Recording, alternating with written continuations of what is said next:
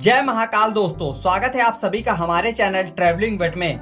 दोस्तों 12 ज्योतिर्लिंग करने का सपना हर एक शिव भक्त का होता है, तो इसी कड़ी पर हम अपने चैनल पर चला रहे हैं 12 ज्योतिर्लिंग की एक सीरीज, जिसमें आज हम बात करने वाले हैं भीम शंकर ज्योतिर्लिंग का संपूर्ण बजट प्लान कि कैसे आप यहाँ पहुंच सकते हैं, नजदीकी रेलवे स्टेशन कौन सा होगा, फ्लाइट द्वारा कैसे आ सकते हैं, भीम शंकर ज्योतिर्लिंग में रहने की क्या व्यवस्थाएं, कम खर्चे में कैसे रह सकते हैं, खाने पीने की क्या व्यवस्थाएं, आसपास के कौन से प्लेसेस हम घूम सकते हैं, इसके साथ ही भीम शंकर ज्योतिर्लिंग का क्या इतिहास है, ये भी हम इस वीडियो में आपको बताने वाले हैं। इसके साथ ही दोस्तों सबसे महत्वपूर्ण सवाल, कम से कम खर्चे में हम इस यात्रा को कैसे कर सकते हैं, तो ये भी आपको इस वीडियो में जानने को मिलेगा। इसके साथ ही दोस्तों सबसे अच्छा समय कौन सा होता है, कितने दिन की यात्रा हमें बनानी चाहिए, ये भी हम आपको इस वीडियो में बताएंगे। तो जो भी सवाल आपको इस ट्रिप से रिलेटेड है, आपको इस वीडियो में जानने को मिलेगा।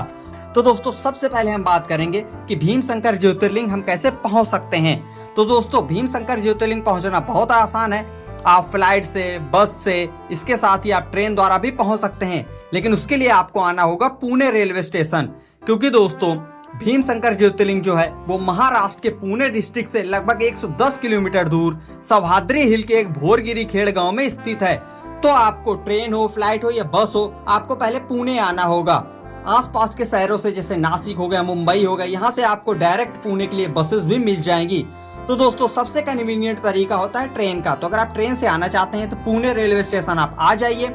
स्टेशन से जैसे ही बाहर निकलेंगे तो अगर आप प्राइवेट कैब से जाना चाहते हैं तो वो आपसे 3 से 3,500 लेंगे और डायरेक्ट आपको भीम शंकर ज्योतिर्लिंग छोड़ देंगे। बाकी आप बार्गेनिंग करके थोड़ा कम ज्यादा करा सकते हैं। लेकिन अगर आप बजट में यात्रा करना चाहते हैं तो स्टेशन से आप 50 से 60 रुपए का ऑटो लीजिए और पहुंच जाइए आप छत्रपति शिवाजी बस स्टैंड। यहाँ से दोस्तों आपको लगभग 200 रुपए में आपको भीम शंकर ज्योतिर्लिंग के लिए डायरेक्ट बसेस मिल जाएंगी। और इस सफर में आपको बहुत आनंद आने वाला है, क्योंकि दोस्तों इसी रास्ते में आपको भीम शंकर फॉरेस्ट की पूरी रेंज देखने को मिलेगी। तो जंगलों के बीच से बसेस जाती हैं, काफी सुविधाजनक और काफी सुकूनमय ये सफर होता है। तो दोस्तों इस तरीके से आप भीम शंकर ज्योतिर्लिंग पहुंच जाएंगे। अगर आप फ्लाइट से आना चाहते हैं तो पुणे एयरपोर्ट आ जाइए, फिर आप बस स्टैंड आकर बस से या प्राइवेट कैब द्वारा भीम शंकर पहुंच जाएंगे। हालांकि दोस्तों मुंबई से भी आपको डायरेक्ट बसेस भीम शंकर के लिए मिल जाएंगी, लेकिन बसेस की फ्रीक्वेंसी थोड़ा सा कम होती है। तो कोशिश करें कि आप पुणे ही आइए, पुणे से आपको जल्दी से जल्दी ट्रांसपोर्टेशन इजीली मिल जाएगा। तो दोस्तों अब आप भीम शंकर ज्योतिर्लिंग पहुंच गए हैं, तो बात करते हैं वहां पर रहने की क्या व्यवस्था है। तो दोस्तों यहाँ पर उतना लग्जरी आपको नहीं देखने को मिलेगा, फिर भी दोस्तों आपको धर्मशाला 800 से 1200 में मिल जाएगी। पीक सीजन में दोस्तों प्राइस थोड़ा सा ज्यादा हो जाता है। होटल्स की बात करें तो 1200 से लेकर 2200 में आपको नॉर्मल अच्छा होटल, आपको हाइजीनिक होटल आपको मिल जाएगा। बेसिक एमिनिटीज आपको इस होटल्स में प्रोवाइड की जाती हैं। बाकी दोस्तों पीक सीजन में जैसे शिवरात्रि हो गया, सावन हो गया, यहाँ पर होटल्स के प्राइस थोड़ा सा ज्यादा 2500 से 3000 तक चले जाते हैं। तो आप बार्गेनिंग करके थोड़ा कम ज्यादा करा सकते हैं, वहां पर आपको कोई दिक्कत नहीं आने वाली है। वहां पर कई सारे लॉज भी हैं, तो वहां पर भी आप रुक सकते हैं। 600 से 800 में आपको स्टे मिल जाता है। तो दोस्तों इस तरीके से आप अपना स्टे ले लीजिए। अब बात करते हैं वहां पर दर्शन कैसे करना है। तो दोस्तों अपने होटल में आप स्नान कीजिए और सीधा चले जाइए आप दर्शन के लिए। वॉकिंग डिस्टेंस में ही मंदिर है। होटल से आप जैसे निकलेंगे आप दर्शन की लाइन में लग जाइए। दोस्तों अगर आप पीक सीजन में आते हैं या वीकेंड में आते हैं तो आपको 3 से 4 घंटे या 5 घंटे भी लग सकते हैं, लेकिन अगर आप वीकडेज में आते हैं तो आपको आधा से 1 घंटे में दर्शन इजिली हो जाएंगे। बस दोस्तों शिवरात्रि और सावन का महीना नहीं होना चाहिए, क्योंकि उस टाइम पर थोड़ा सा क्राउड ज्यादा बढ़ जाता है। तो इस तरीके से दोस्तों आपको दर्शन हो जाएंगे। दर्शन की लाइन में जैसे ही लगेंगे आसपास कई सारी प्रसाद की दुकानें हैं, तो आप अपनी श्रद्धा अनुसार प्रसाद लीजिए और जाकर चढ़ाइए और कीजिए भीम शंकर ज्योतिर्लिंग के दर्शन।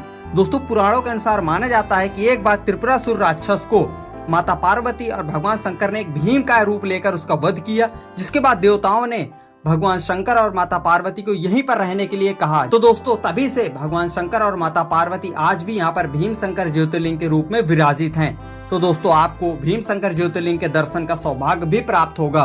तो इस तरीके से आपको दर्शन हो जाएंगे दोस्तों, आपको कोई दिक्कत नहीं आने वाली है।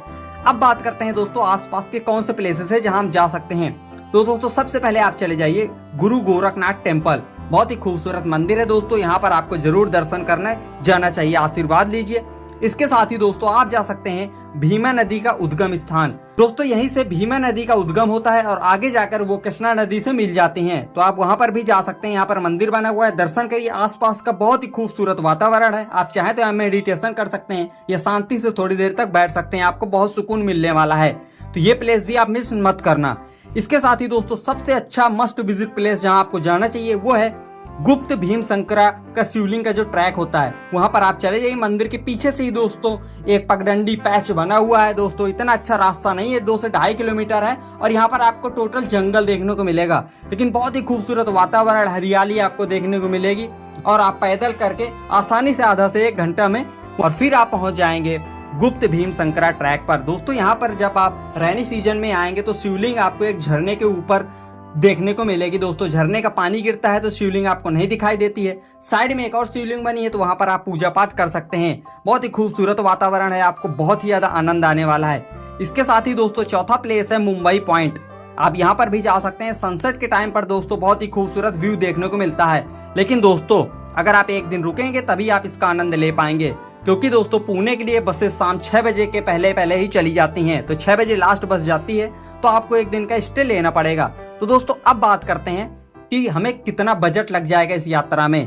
तो दोस्तों अगर आप सुबह जल्दी पुणे से चलते हैं और अगर आप 1 दिन में इस यात्रा को करेंगे तो आप 2 से 2.5 हज़ार में इस यात्रा को कर लेंगे। बाकी आप ट्रेन और फ्लाइट का खर्चा अपनी तरफ से ऐड कर लीजिएगा। मैंने मील का, फूड का, इसके साथ ही दोस्तों वहाँ पर रहने का हर तरीके का खर्चा ऐड कर दिया है। फूड की बात करें दोस्तों तो वहाँ पर कोई दिक्कत नहीं आने वाली है। आपको पर डे 500 रुपये में आपको बढ़िया मील आपको मिल जाएगी।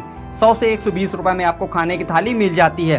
तो दोस्तों इस तरीके से आप 1 दिन में इस यात्रा को कर सकते हैं, लेकिन सारे प्लेसेस अगर आप घूमना चाहते हैं जो मैंने बताया है तो आपको 2 डे और 1 नाइट की यात्रा बनानी ही चाहिए, जिसमें आप इजिली भीम शंकर ज्योतिर्लिंग के दर्शन करेंगे और आसपास के जो भी मंदिर हैं उनके भी दर्शन कर लेंगे। तो ये टॉप प्लेसेस है जो मैंने आपको बताए हैं और 2 डे और 1 नाइट की यात्रा में ही कर पाएंगे, क्योंकि 6 बजे शाम को बस चली जाती है।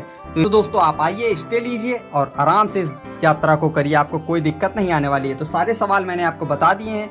कोई और सवाल हो तो आप कमेंट सेक्शन में पूछ लीजिएगा। दोस्तों बेस्ट टाइम टू विजिट की बात करें दोस्तों तो पूरे साल यहाँ पर भक्त आते हैं, लेकिन दोस्तों सितंबर से लेकर मार्च तक का महीना सबसे अच्छा होता है। रेनी सीजन में कई भक्त आते हैं क्योंकि हरियाली बहुत ज्यादा बढ़ जाती है और बहुत ही खूबसूरत वातावरण हो जाता है। तो आप अपने अकॉर्डिंग प्लान बना लीजिएगा। मिलते हैं एक और नई वीडियो में दोस्तों। इसके साथ ही दोस्तों हमने नासिक में त्र्यंबकेश्वर ज्योतिर्लिंग का भी बजट प्लान बताया है, तो वो भी वीडियो आप जाकर चेक कर सकते हैं और दोनों ज्योतिर्लिंग का सौभाग्य प्राप्त कर सकते हैं। मिलते हैं एक नेक्स्ट वीडियो में। जय हिंद, वंदे मातरम, हर हर महादेव।